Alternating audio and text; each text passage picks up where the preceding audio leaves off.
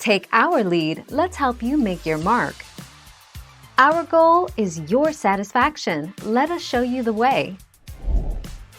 Turn on your Xbox 360.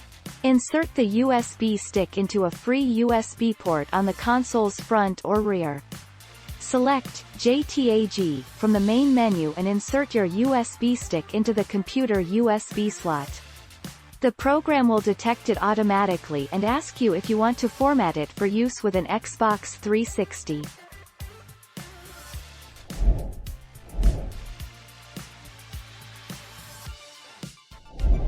Make your mark, take our lead. Overall, RGH is a more convenient method, but the JTAG boot times are more stable, whereas RGH can take 5 minutes one boot then 2 seconds the next.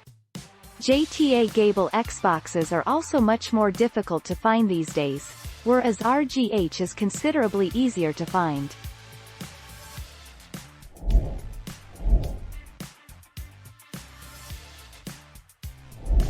Make your mark, take our lead. The only way to be certain is to open up the console. Once the heatsink is removed, if you see an IHS, basically an extra heat spreader, on top of the XCGPU, then it's Corona.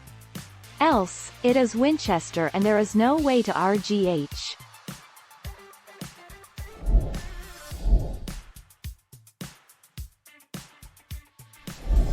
Make your mark, take our lead. Items you will need installing the JTAG mod by way of USB, however, requires no soldering and is much easier and faster. Go to System Settings on your console and choose Memory Devices. Copy your gamer profile to your USB flash drive.